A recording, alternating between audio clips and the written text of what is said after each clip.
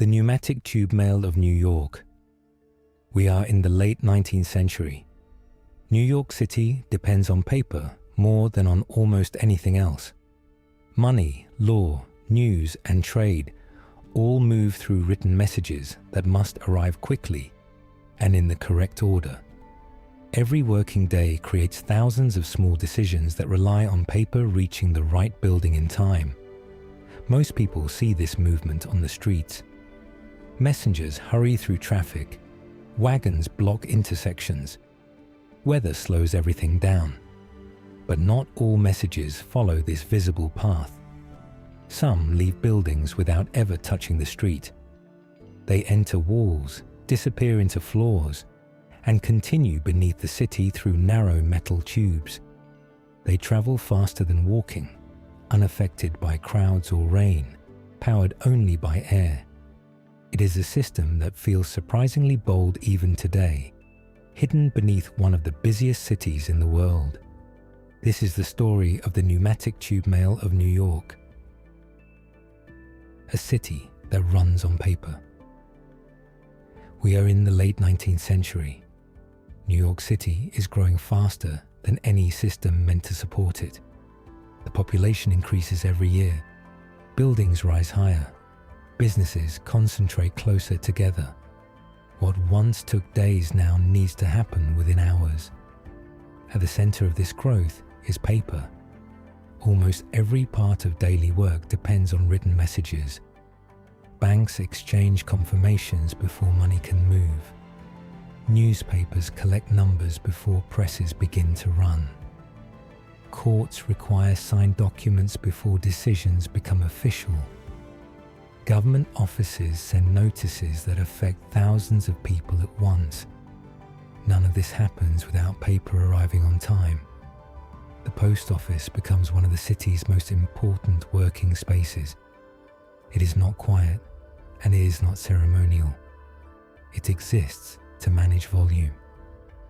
From early morning until late in the day, letters enter and leave in steady waves, arriving from docks, rail stations, and nearby streets.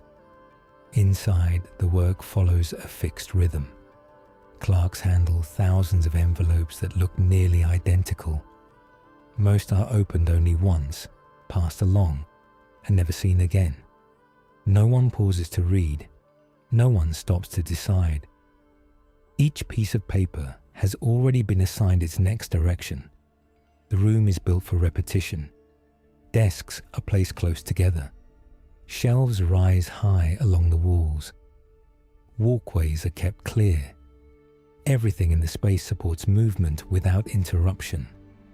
In this environment, time is measured differently. It is not counted in minutes or hours, but in stacks processed and routes cleared. A successful day is one when nothing slows down. Along the walls of some post office rooms, there is a feature that most visitors would not question. Circular metal openings are built directly into the structure of the building. They are solid, permanent, and used constantly. They do not look experimental. They look expected. Throughout the day, paper enters these openings in padded containers. The containers disappear into the wall. No messenger leaves the room. No door opens to the street. Minutes later, paper arrives somewhere else in the city. This changes how distance feels inside the building.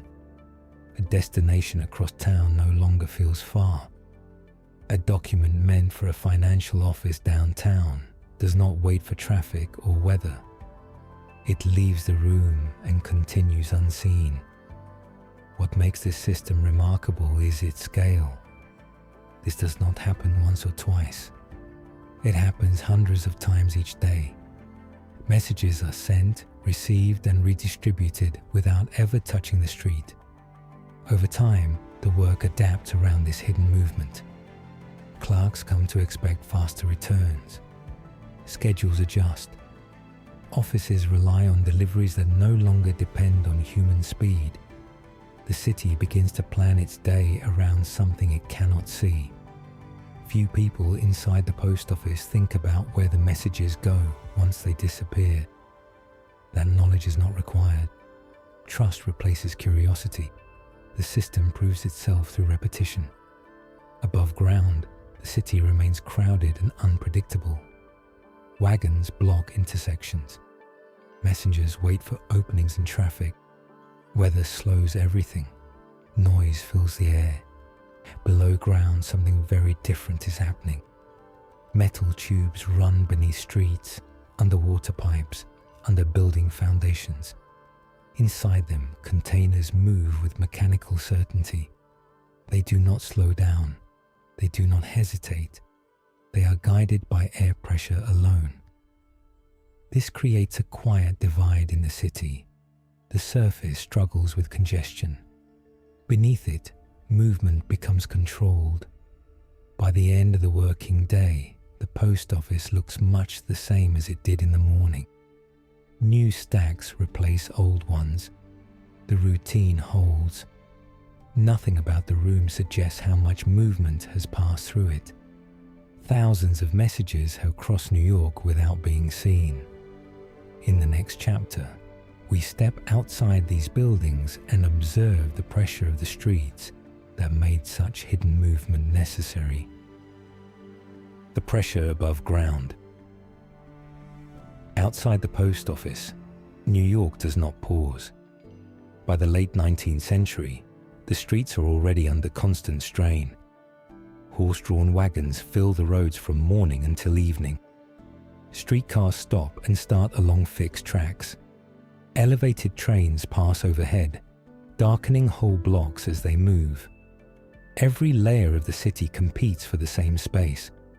Most messages still travel this way. A clerk hands a bundle of papers to a messenger. The messenger steps into traffic. He waits. He moves forward. He stops again. The distance between two offices may be short on a map, but on the street it expands with every delay. Weather makes this worse.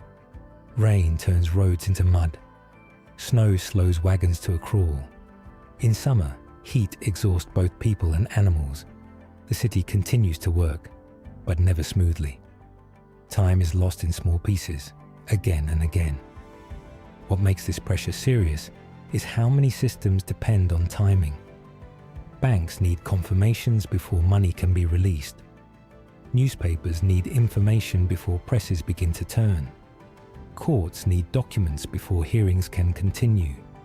A delay of minutes can change the order of a day's work. As the city grows, these delays begin to overlap. A late message creates another late decision. That decision affects the next office. By afternoon, small interruptions have become real obstacles. The streets cannot move faster, but the demand placed on them keeps increasing. New York is already experimenting with ways to escape this problem. People are lifted above the streets on railways. Goods are pulled in and out of the city by steam. Electricity begins to light buildings and signs. The city accepts complexity in exchange for movement. In this environment, attention turns to something that cannot be seen but can still do work. Air. Air is already being used inside buildings. Large department stores use pneumatic tubes to send cash and receipts from sales counters to back offices. Hotels use them to move keys and messages between floors. These systems are quiet, reliable, and fast enough to be trusted with daily operations. The question becomes larger. If air can move paper inside a building, can it move paper across the city? This idea does not begin as a replacement for messengers. It begins as a way to protect the most urgent messages from the streets. Financial documents, government notices, mail that must arrive within a narrow window of time. Below the streets, space exists that people rarely think about. There are utility tunnels, water pipes, gas lines, and empty gaps left by earlier construction. These spaces are dark, narrow, and difficult to access, but they are stable. Once something is placed there, It is not affected by traffic above. Engineers begin to use this space. Metal tubes are planned along fixed routes. They do not follow the flow of people. They follow the shortest practical paths between important buildings. Once installed, they will not move. When a message enters one of these tubes, it leaves the city behind. It does not wait at crossings. It does not slow behind wagons. It is carried by pressure, not by legs. The journey becomes predictable. Above ground, the city continues to struggle with congestion. Below ground, a different rule applies. Distance becomes consistent. Time becomes measurable. This creates a new kind of advantage. Two offices connected by tubes can work together, as if they are much closer than they appear. A decision made in one place can be confirmed and returned within the same working hour. The rhythm of work changes. Not every building is included. The system connects places where paper has immediate value. Major post offices, financial districts, large business centers. These locations form a hidden network beneath the visible city. Most people never see it. They only notice that some messages arrive sooner than expected. By the late 1890s, this underground system is no longer experimental. It is built into daily routines. Clerks rely on it. Schedules assume it. The city quietly adjusts around a flow that cannot be seen from the street.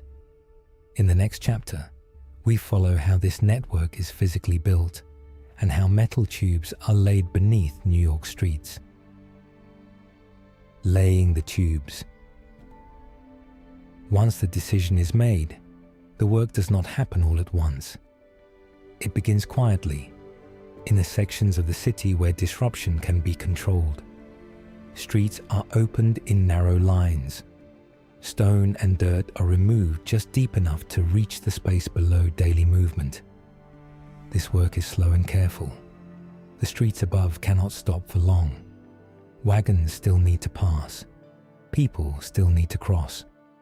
The city allows construction only in short windows, then demands that the surface be closed again. Below ground, the conditions are different. The air is cool, light is limited, space is tight. Workers move along narrow trenches, placing metal tubes piece by piece. Each section must fit exactly. Any gap would weaken the pressure later. The tubes are not large. They are just wide enough to carry a single cylindrical container. Inside, the surface is smooth. There are no corners to catch on. Everything is designed to reduce friction and delay. Once a section is placed, it is sealed. Joints are tightened. The line is tested. Air is pushed through slowly at first, then with more force. Gauges are watched closely. The system must hold pressure without leaking. This work happens repeatedly across the city. A short route is completed, then another. The network grows in fragments, not as a single line, but as connected pieces that slowly form a whole. Above ground, most people do not notice what is happening. A street is closed briefly, then it reopens. The city moves on. Few realize that something permanent has been added beneath their feet. Inside buildings, preparations happen at the same time. Rooms are modified. Openings are cut into walls. Metal doors are installed. Pumps are placed in back rooms where their sound will not interfere with daily work. Each building becomes a station. Inside each station, there is a fixed point where the tube ends. From that point, containers can be sent or received. The route is known. The destination is fixed. At first, the system is tested with limited use. Only certain types of mail are sent. Only certain hours are used. Workers learn the rhythm of the new movement. Mistakes are corrected early, before volume increases. When a container enters the tube, it does not rush. It moves at a controlled speed, guided by air pressure. It does not collide with other containers. The timing between sends is measured and repeated. What matters most is reliability. A message that arrives predictably is more valuable than one that arrives fast only sometimes. The system is adjusted until its behavior becomes consistent. Once this consistency is achieved, usage increases. More containers are sent, more hours are added. Clerks begin to rely on the system without hesitation. It becomes part of the working day. Below ground, the tubes continue to extend. They pass under intersections, under rail lines, under water pipes. Their path is planned to avoid future disruption. Once placed, they are meant to stay. This creates a strange situation. The city above changes constantly. Buildings rise and fall, traffic patterns shift. But the tubes remain fixed, carrying messages along routes chosen years earlier. Inside the tubes, the experience never changes. Darkness, motion, arrival. The container does not know whether it passes under a quiet street or a crowded one. It does not know the time of day. For the people who work with the system, this predictability is powerful. They begin to trust the tube more than the street. When a message is urgent, it is sent underground without debate. By the time the network is fully active, it no longer feels experimental. It feels like infrastructure. It is maintained, monitored, and repaired as needed, but rarely discussed. The city has added a new layer to itself, one that doesn't carry people, one that doesn't carry goods, only paper. In the next chapter, we look at what could go wrong and why the system still continued to operate despite its risks. When the system is tested, a system that works quietly is often trusted too quickly. By the time the pneumatic tubes are in daily use, many offices depend on them without thinking. Messages arrive on time. Routes behave as expected. The movement underground feels stable. But this stability is not guaranteed. The entire system depends on pressure. Air must be pulled or pushed at the correct strength. Too little pressure, and a container slows or stops. Too much pressure, and seals weaken. Gauges are checked often, but conditions change through the day. A single failure does not announce itself loudly. There is no crash, no visible sign on the street. A clerk simply waits for a container that does not arrive. Minutes pass. Another container is sent. It also does not arrive. This is how problems are first noticed. Through absence. When a tube stops moving, work above ground begins to feel it. A confirmation is delayed. A return message does not come back. Clerks adjust at first, assuming a short pause. If the delay continues, the routine begins to bend. Maintenance teams are called. They do not rush blindly. They follow the system's logic. Pressure readings are checked. Valves are tested. Access points along the route are opened one by one. Finding a problem underground is difficult. The tubes run through narrow spaces. Some sections are sealed beneath streets that cannot easily be reopened. Workers rely on experience and sound, listening for changes in airflow. Sometimes the cause is simple. A container was sent too soon after the last one. Timing was off. Pressure dropped briefly. Once corrected, the system resumes. Other times the cause is physical. A seal loosens. Moisture enters a joint. Dust builds up inside a section of pipe.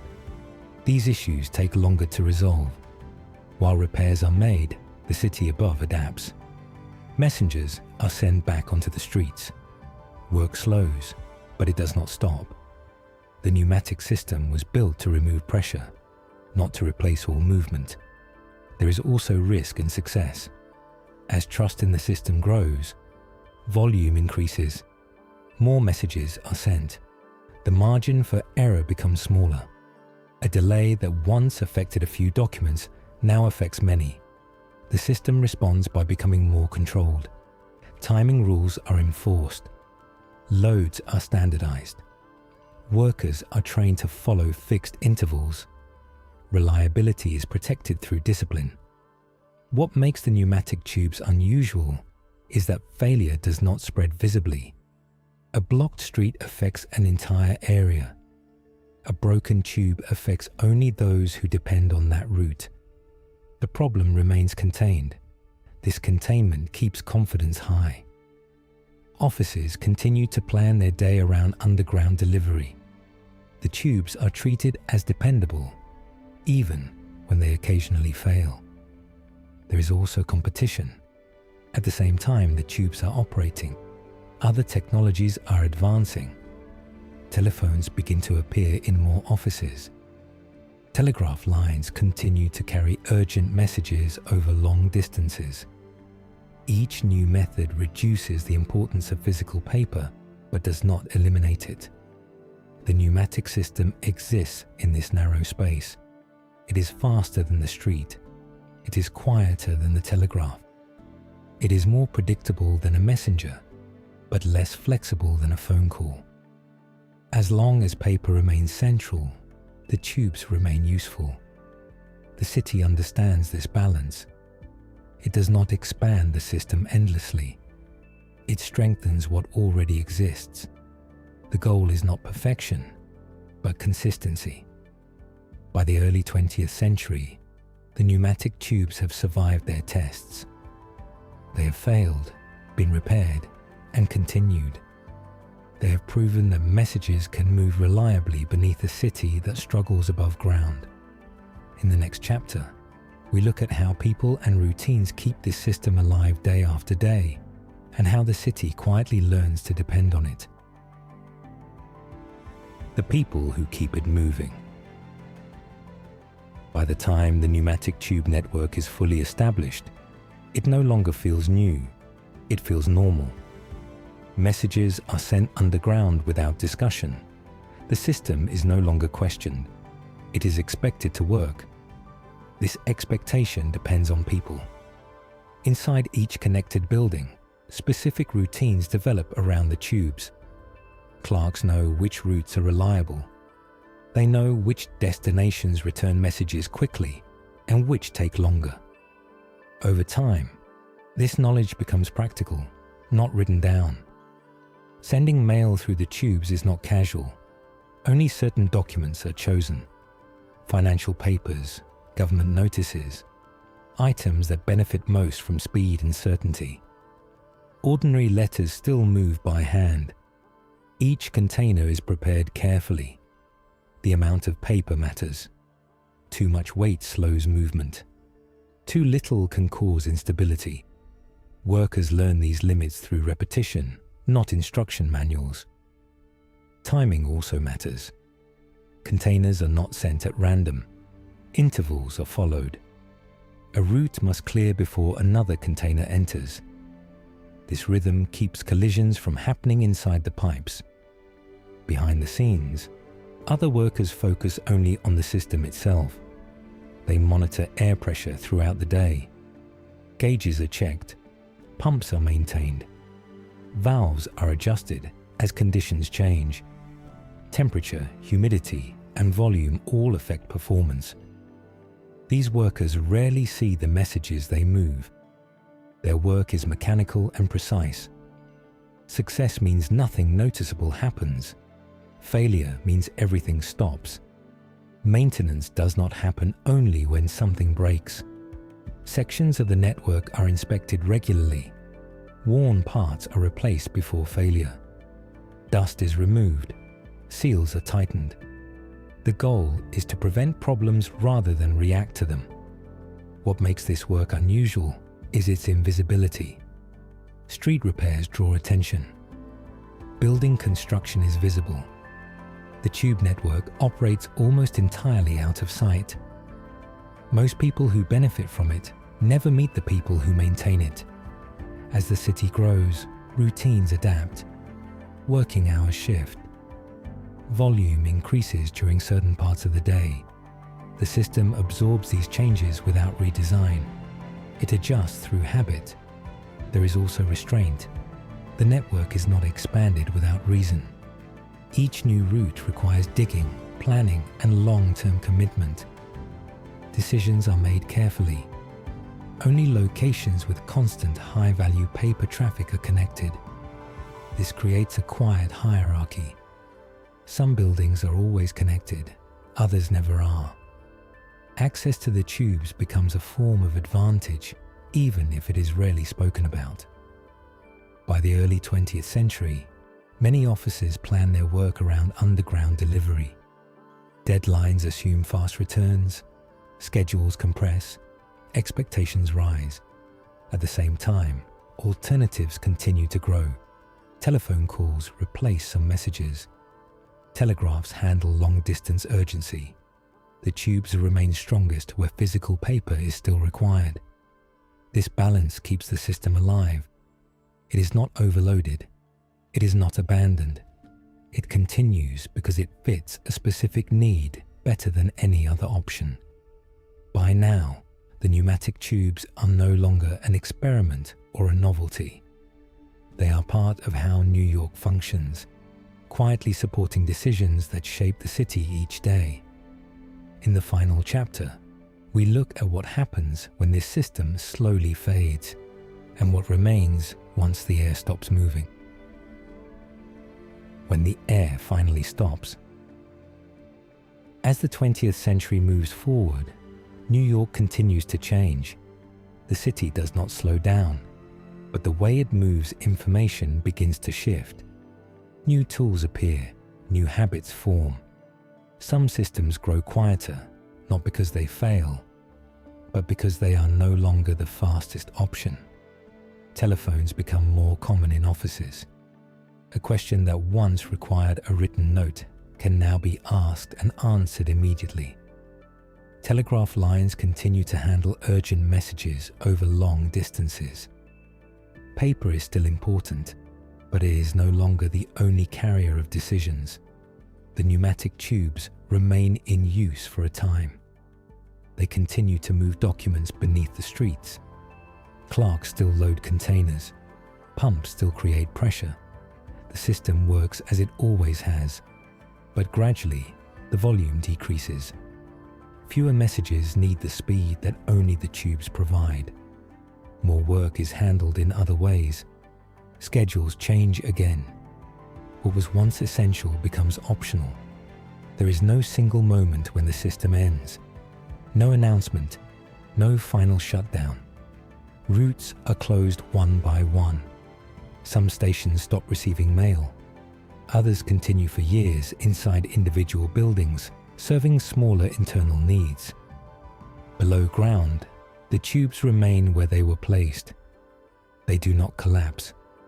They do not disappear. They simply stop being used. Streets above are repaired and repaved, often without knowledge of what still lies beneath. Inside old buildings, traces remain. Round metal doors are sealed or left untouched. Pumps sit silent in back rooms. Capsules survive in storage, their surfaces worn smooth by thousands of trips through darkness. What the system leaves behind is more than hardware. It shows how a city once solved a problem using the tools it had. When streets became too crowded, the answer was not to move faster on the surface, but to move differently. The city added a hidden layer instead of forcing the visible one to do more. The pneumatic tubes were never meant to be permanent. They were meant to be useful. And for a time, they were extremely useful. They taught the city that infrastructure does not need to be seen to matter. That speed can come from predictability. That information can move quietly and still shape everything around it. Today, messages travel through networks that are even less visible. They move through cables, signals, and systems that leave no physical trace in the street.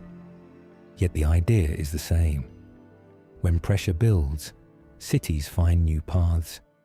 The air no longer moves beneath New York in metal tubes, but the logic that placed them there remains part of how cities think. This is the story of the pneumatic tube mail of New York,